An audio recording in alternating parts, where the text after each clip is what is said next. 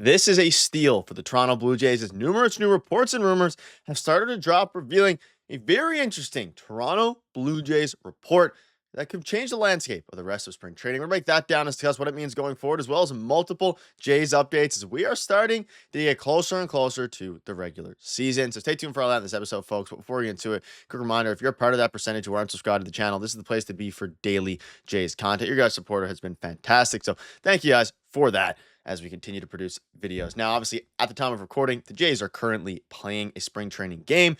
Some interesting things from there. We'll cover a little bit of that. But there's a big, interesting target that has emerged surrounding the Toronto Blue Jays, and it comes in light of a very surprising move by another team that has opened the door for the Toronto Blue Jays here, and I'm very curious to see what you all think about this. So you can see this here.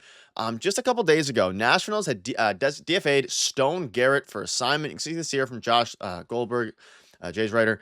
874 OPS in his career against lefties. Interesting target for teams that could use more pop against lefties. Jays were 29th with a 652 OPS against left-handed pitchers last year. Now, this opened up the door, and this started to kind of make some interesting headlines as it pertains to the Toronto Blue Jays actually being interested in this player for a few different reasons. One, in his career, albeit not a very big sample size and not a huge career or anything like that, he has mashed lefties. Now, this also opens up the door, and we'll dive into that later in this video, surrounding Relvis Martinez and how he could factor into play.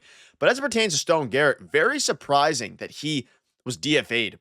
Very, very surprising. You can look at his Savant. Now, the Savant's kind of funny because he only played a few games last season, just a couple games. But look at his stats on the left. In 2023, in 271 plate appearances, he put up an 800 OPS with 9 home runs. In 2022, an 848 OPS. And in 2023, in a pretty big sample size, not huge, but big enough to get some sort of idea of the type of player that he is, he did very, very good. And most of that damage was done against left-handed pitching. Now, you look at the Jays. They're one of the worst hitting teams against left-handed pitching in the MLB. They were last year, and hopefully, you're going to get some bounce back from Bichette, George Springer. You now have switch hitter Anthony Santander available to hopefully provide some power there. But as it pertains to specifically Stone Garrett, it is an extremely interesting possibility. You can see this here, a bunch of different things. So Nationals DFA Stone Garrett. And of course, in case you're unfamiliar with him, we'll dive into him a little bit. So the Nationals announced Thursday that DFA'd him. His roster spot goes to righty Kyle Finnegan. Garrett, who is only 29, keep in mind, 29 years old, has appeared in parts of 3 big league seasons. He's a lifetime 276 hitter with pretty good splits there. Good for 25% better than average at the plate by measure of WRC+. However, that production has been heavily swayed by a hefty 369 BABIP. So that's the big question. His batting average for balls in play is a lot higher than the average, which means you can maybe contribute some of that to luck, which might not be consistent with him actually doing it at the major league level. And he strikes out a lot. But if you're looking at it from the Jays' perspective, and you could see how he'd be able to factor into this team strictly as a left-handed hitting masher, he is pretty solid. Now, again, he strikes out a lot. He won't be an everyday player, and he wouldn't be an everyday player. But as it pertains to the Toronto Blue Jays and how they could kind of throw a wrinkle into things here, if they want to give Relvis Martinez time in the minor leagues to develop, time in the minor leagues to figure out his defense, so when they bring him up, he can actually mash against lefties and mash against righties while also playing good defense, then getting Stone Garrett as a guy who can be kind of a placeholder player off of the bench. Now, again, you have guys like David Schneider and players like that, but I think with Stone Garrett, he's seen a lot of success at the major league level, albeit in a brief period of time. And there's fan bases of other teams. I want to include this tweet. You can see it here. In his last healthy season in 2023, Stone Garrett had a 121 OPS in 90 games while playing a solid left field. His Savant page looked like this. If Ben Sheridan doesn't get the slam dunk deal done, it would be embarrassing. Now, this is obviously, Ben Sheridan is not the Jays GM, but this is from a different fan base, and it goes to show a lot of fan bases want this guy. He's a fine outfielder. He'd be able to, platoon sometimes, pinch hit against lefties, and you actually be able to keep him in left field because he's not, a negative outfielder.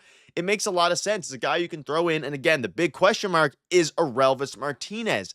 People are saying, give me a Relvis Martinez on the opening day roster. Now, I do think, and I would prefer a Relvis Martinez over Stone Garrett, even though Stone Garrett has shown higher ability at the actual MLB level because, Relvis only played 1 game, 3 plate appearances before he got suspended for PEDs, right?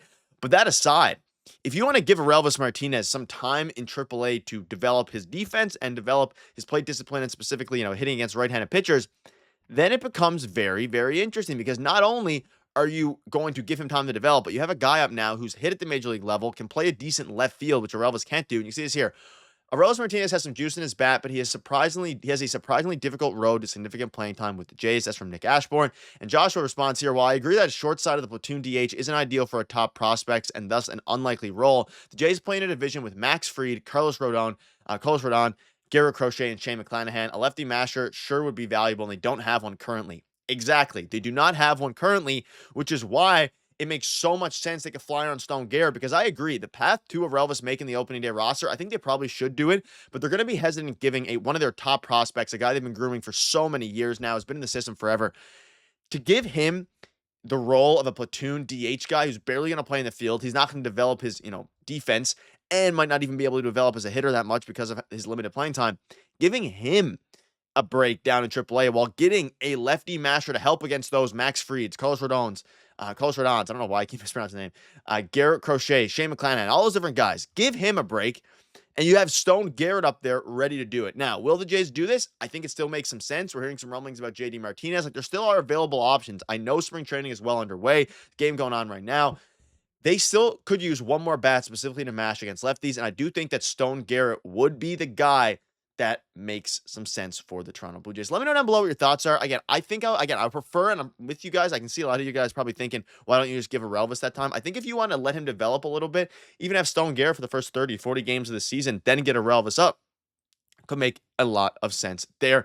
And also let me know, do you want the Jays to take a flyer on Stone Garrett? Also, a couple other updates before we wrap up here. Jake Bloss pitched yesterday in the second game against the Yankees, against Garrett Cole, and his numbers haven't been great, but you can see this here. Jake Bloss didn't have the best start, but he checked a lot of boxes when it comes to his arsenal. His fastball graded out incredibly well thanks to his combination of velocity and ride, while his secondaries were solid. Bloss is next up in Toronto's rotation depth chart. He hasn't been pitching great if you look at the numbers, but if you look at the advanced analytics, he looks very good. Now, there's no doubt he was rushed up by the Astros last year, got, obliterated in the MLB, and even with the Jays AAA team last year, he played very bad. He didn't pitch great. So I think he's going to need some time to develop. But as you look at his peripherals, his, velocity, again, in his first outing, he touched 97. I think yesterday he was touching 94, 95. It is a player that the Jays are going to need to develop. They haven't been able to hit on many starting pitchers. The rotation is getting older and older. You have Chris Bassett, Kevin Gausman, all these guys who are either going to be leaving in free agency or have 1 year left in their deals.